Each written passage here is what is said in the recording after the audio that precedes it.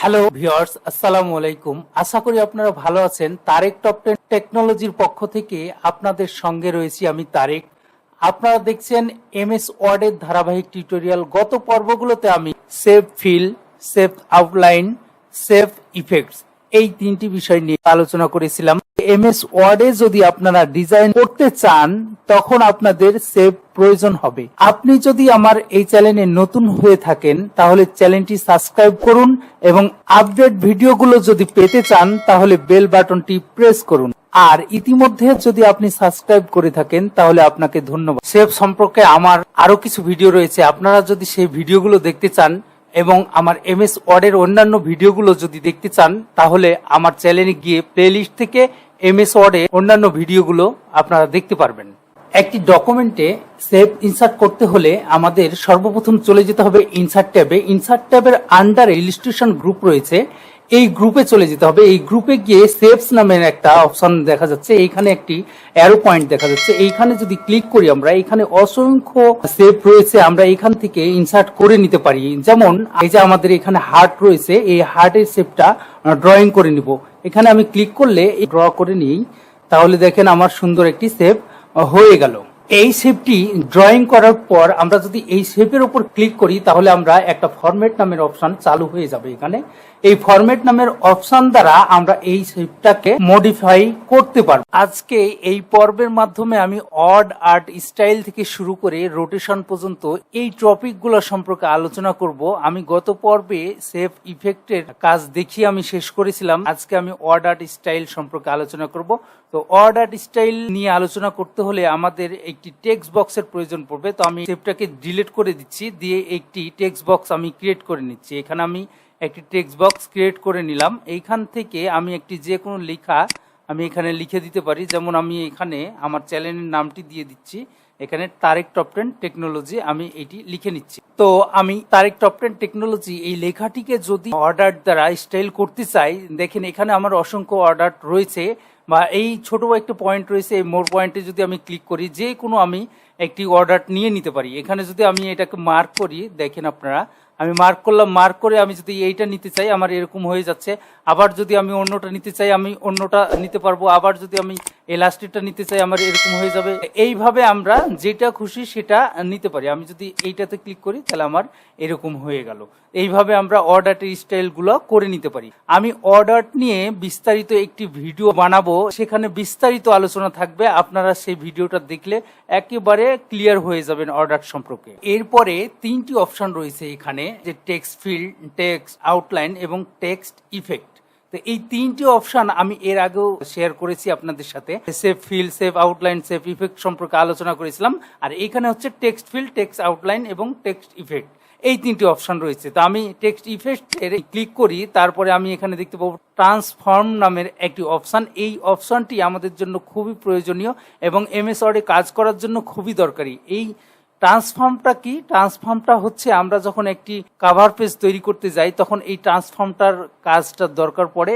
এবং আমরা যদি কোনো স্কুলে বা শিক্ষা প্রতিষ্ঠানের কোনো কাজ করতে যাই, তো সেক্ষেত্রে আমরা শিক্ষা প্রতিষ্ঠানের নামটি যদি আমরা উপরে লিখতে চাই তখন এই ট্রান্সফর্মের কাজটা আমরা এখান থেকে করতে পারি। তো আমি চলে যাচ্ছি ট্রান্সফর্মে ক্লিক করলে আমার এখানে অসংখ্য ধরনের ফরম্যাটটা চলে এসেছে।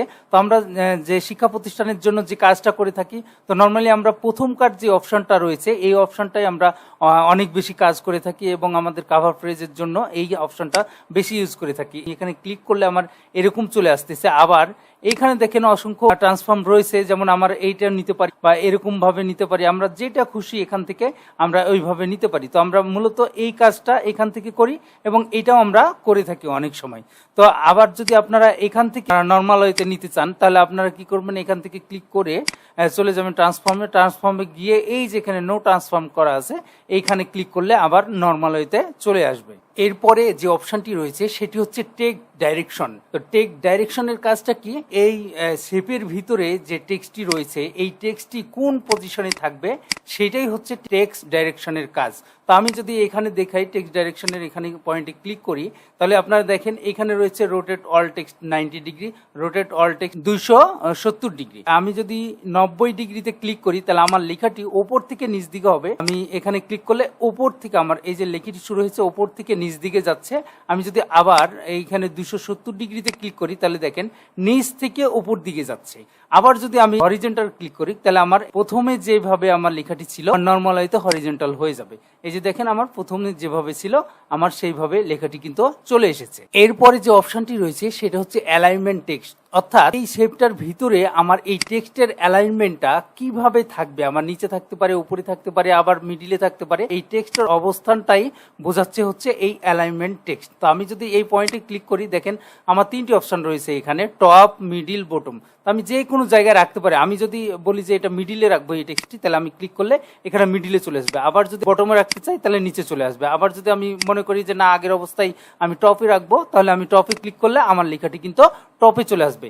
এইভাবে আমরা অ্যালাইনমেন্টের কাজগুলো করে নিতে পারি। এরপরে যে অপশনটি রয়েছে সেটি হচ্ছে পজিশন। তো পজিশনের কি কাজটা? পজিশনের কাজটা হচ্ছে আমি লেখার মধ্যে কোন জায়গাতে এই ছবিটাকে রাখতে চাচ্ছি সেটা হচ্ছে এই পজিশনের কাজ। তো আমি যদি পজিশনে ক্লিক করি, ক্লিক করে যদি আমি এখানে ক্লিক করি দেখেন প্রথমে চলে আসলো। আমি যদি এই ছবিটাকে এইদিকে মুভ করাই তাহলে আমার লেখাগুলো দেখেন, আপনার লেখাগুলো কিন্তু ভিতরে নেই, সাইডে চলে আসছে। আমি যদি আবার এদিকে নিয়ে আসি দেখেন আমার লেখাগুলো কিন্তু এই পাশে চলে আসছে, মানে পিছনে লেখাগুলো থাকবে না। তো এরকম ভাবে আমরা পজিশনটা চেঞ্জ করতে পারি। আমরা র্যাপ টেক্সটে চলে যাব। এখান থেকে আমরা সর্বপ্রথম যে অপশনটি দেখতে পাচ্ছি সেটি হচ্ছে ইনলাইন উইথ টেক্সট। আমি যদি এই প্রথম অপশনটিতে ক্লিক করি আপনারা দেখবেন এই টেক্সটের সাথে ইনলাইন হয়ে গেছে, ইনলাইন উইথ টেক্সট। আমি এখানে ক্লিক করলাম দেখেন আমার এখানে ইনলাইন হয়ে গেছে। আবার এই কাজটা আমি অন্য আরো 2 ভাবে করতে পারি। যেমন এই যে এখানে পজিশন রয়েছে, এখানে পজিশনের উপরে সর্বপ্রথম দেখা যাচ্ছে ইনলাইন উইথ টেক্সট, এখান থেকেও করা যাবে। আবার এইখানে আছে লেআউট অপশন দেখা যাচ্ছে, এখান থেকে যদি আমি ক্লিক করি তাহলে এইখানে দেখেন সর্বপ্রথম যে অপশনটা রয়েছে ইনলাইন উইথ টেক্সট, এইখান থেকেও আমরা এই কাজটি করতে পারি। এরপরে যে অপশনটি রয়েছে সেটি হচ্ছে স্কোয়ার। আমরা এই অপশনটিতে যদি ক্লিক করি তাহলে আমরা দেখতে পারবো লেখাটি আমাদের চারিপাশ থেকে স্কোয়ারের মতো হয়ে যাবে। আমরা যদি মিডিলে নেই, মিডিলে নিয়ে আমি যদি এখানে ক্লিক করি তাহলে দেখতে পাবো স্কোয়ার আকারে চলে আসছে। তো এরপরে যে অপশন 2টি রয়েছে টাইট এবং থ্রু, এই স্কোয়ার, টাইট, থ্রু, 3টির কাজ প্রায় সেম, একটু চেঞ্জ আছে। যেমন আমি টাইটের উপরে যদি ক্লিক করি তাহলে লেখাগুলো আরেকটু কাছাকাছি হয়ে যাবে, দেখেন লেখাগুলো আরেকটু কাছাকাছি হয়ে যাবে। সেম ওয়েতে আমি যদি থ্রু এর উপর ক্লিক করি তাহলে লেখাটি আবার হালকা একটু পার্থক্য আপনারা লক্ষ্য করছেন। এইভাবে এই 3টি অপশনের কাজ একই রকম হয়ে থাকে। এরপরে যে অপশনটি রয়েছে টপ এবং বটম, এই অপশনটির কাজ কি? এই অপশনটির কাজ হচ্ছে উপরে এবং নিচে লেখাগুলো চলে যাবে। আমার কিছু অংশ লেখা উপরে থাকবে, কিছু অংশ লেখা আমার নিচে চলে যাবে। আমি এখানে ক্লিক করলে দেখেন আমার উপরের কিছু অংশ লেখা রয়েছে এবং নিচে কিছু অংশ লেখা রয়ে গেছে। এরপরে যে অপশনটি রয়েছে সেটি হচ্ছে বিহাইন্ড টেক্সট। তো বিহাইন্ড টেক্সটের কাজটা এর আগে আমি দেখিয়েছি আপনাদের, তারপর আমি বলে দিচ্ছি যে আমি যখন বিহাইন্ড টেক্সটে ক্লিক করতেছি তখন আমার ছবিটা পিছনে চলে যাচ্ছে এবং টেক্সট গুলো সামনে চলে আসছে। এটা হচ্ছে বিহাইন্ড টেক্সটের কাজ। আবার আমরা যখন ইন ফ্রন্ট অফ টেক্সট করতেছি তখন আমাদের কি হচ্ছে, ছবিটা আমাদের সামনে চলে আসছে, লেখাগুলো আমাদের পিছনে চলে যাচ্ছে। তো এইখানে আমরা বিহাইন্ড টেক্সট এবং ইন ফ্রন্ট অফ টেক্সটের কাজটা শিখে ফেললাম। আমাদের এরপরে যে অপশনটি রয়েছে সেটি হচ্ছে এডিট র্যাপ পয়েন্ট। তো এইটার কাজ কি? আমি যদি এটার উপর ক্লিক করি 4টি পয়েন্ট আসবে, আমি যখন এগুলোকে টেনে দেব তখন এই র্যাপের ভিতরে কোনো টেক্সট থাকবে না। আমি করতেছি, আপনারা দেখেন, আমি এডিট র্যাপ পয়েন্টে ক্লিক করলাম, আমার এই যে দেখেন 1টা পয়েন্ট, 2টা পয়েন্ট, 3টা পয়েন্ট, 4টা পয়েন্ট, এই পয়েন্টগুলো চলে এসেছে। আমি যদি এখান থেকে ধরে এইটাকে এইদিকে নেই একটু এবং এইটাকে ধরে এটাকে এইদিকে নেই তাহলে দেখেন আমার এই র্যাপের ভিতরে কোনো টেক্সট কিন্তু আসছে না। এটাই হচ্ছে এডিট র্যাপ পয়েন্টের কাজ। আবার যদি আমরা এটিকে নরমাল করতে চাই তাহলে ইন ফ্রন্ট অফ টেক্সট দিলেই এটি নরমাল হয়ে যাবে। এখান থেকে আরো 2টি অপশন রয়েছে, সেটি হচ্ছে মুভ উইথ টেক্সট, টেক্সটের সাথে এটি মুভ করবে কিনা, এবং ফিক্সড পজিশন অন পেজ, পেজের ফিক্স জায়গায় থাকবে কিনা, এই 2টি অপশন এখানে রয়েছে। এরপরে যে অপশনটি রয়েছে মোর লেআউট অপশন, এখানে এই অপশনটি ইম্পর্টেন্ট রয়েছে আমাদের জন্য, এটি আমি একটু দেখিয়ে দিচ্ছি। এখান থেকে আমরা দেখতে পাচ্ছি এখানে পজিশন রয়েছে, এখানে টেক্সট র্যাপিং রয়েছে এবং সাইজ রয়েছে। আমি যদি পজিশনটা তো আগেই দেখিয়ে ফেলেছি, এখন টেক্সট র্যাপিংটা যদি দেখাই তাহলে এখানে ক্লিক করলে দেখেন এইভাবে যে পজিশনগুলো রয়েছে এখান থেকে দেওয়া যাবে, এবং এখান থেকে টেক্সট র্যাপিং এ চলে গেলে আমাদের এই যে এখানে রয়েছে both side, left only, write only, large only, এইভাবে আমার যেহেতু বোথ রয়েছে, আমি এর পরের অপশনটি দেখা দিচ্ছি লেফট অনলি। আমার লেফট অনলিতে দিলে আমার টেক্সটগুলো লেফটে চলে যাবে। দেখেন আমি যদি এখানে ওকে দিই তাহলে আমার টেক্সটগুলো কিন্তু লেফটে চলে আসছে। এমন ভাবে আমরা আবার যদি রাইটে দেই তাহলে টেক্সটগুলো কিন্তু আমার রাইটে চলে আসবে। তো আমি এটা সরিয়ে নিচ্ছি, আমি এই পাশে করে নিচ্ছি দেখানোর জন্য। তাহলে দেখেন আমার রাইটে চলে আসছে। আবার এইখানে একটি অপশন রয়েছে, দেখেন আমার ডিস্টেন্সটা, আমি এই ডিস্টেন্সটা কতটুকু রাখতে চাচ্ছি। আবার যদি বোথ সাইডে চলে আসি, আমি দিয়ে ওকে দেই, এই যে দেখেন এইখানে আমাদের এই ফাঁকাগুলো রয়েছে, এইখানে আমাদের এই ফাঁকাগুলো রয়েছে। এই ফাঁকাগুলো যদি আমরা ডিস্টেন্সটা আরো বাড়িয়ে দিতে চাই এবং কমিয়ে দিতে চাই তাহলে আমরা কি করব, অ্যাপ টেক্সটে চলে যাব, মোর লেআউটে অপশনে চলে যাব। তারপরে এইখানে ডিস্টেন্স ফ্রম টেক্সট থেকে আমরা টপে 1 ইঞ্চি করে রাখবো। 1 ইঞ্চি রাখি এবং বটমে 1 ইঞ্চি রাখতে চাচ্ছি, 1 ইঞ্চি এখানেও দিয়ে দিলাম। এবং লেফটে আমি 0.5 রাখবো এবং রাইটে আমি 5 রাখবো, 0.5 রাখলাম। এখন যদি ওকে দেই তাহলে আমাদের এই ডিস্টেন্সটা বেড়ে যাবে। দেখেন আমি ওকে করলাম, এই যে দেখেন আমাদের এইখানে ডিস্টেন্সটা কিন্তু বেড়ে গেল। আবার যদি আমরা কমাতে চাই তাহলে সেম ভাবে আমরা কমিয়ে ফেলতে পারি। এখান থেকে আমরা মোর অপশনে গিয়ে আবার যদি আমরা এখানে 0 দেই, এখানেও 0 দেই, আবার লেফটে 0 দেই, এখানে 0 দিলাম এবং এখানেও আমরা 0 দিয়ে দিলাম। আমরা ওকে প্রেস করলাম, দেখেন এই দূরত্বটা কিন্তু কমে গেছে। এভাবে আমরা কাজগুলো করে নিতে পারি। এরপরে যে অপশনটি রয়েছে সেটি হচ্ছে ব্রিং ফরওয়ার্ড এবং সেন্ড ব্যাকওয়ার্ড। তো এইটির জন্য কি করতে হবে, আমাকে একটি ছবি ইনসার্ট করে নিতে হবে। তো আমি ইনসার্টে চলে গেলাম, পিকচারে চলে গেলাম। পিকচার থেকে আমি ডেস্কটপ থেকে একটি ছবি আমি ইনসার্ট করে নিলাম। আমি এই ছবিটি ইনসার্ট করে নিতে চাচ্ছি। তাহলে আমার এই ছবিটি আমার এখানে ইনসার্ট হয়ে গেল।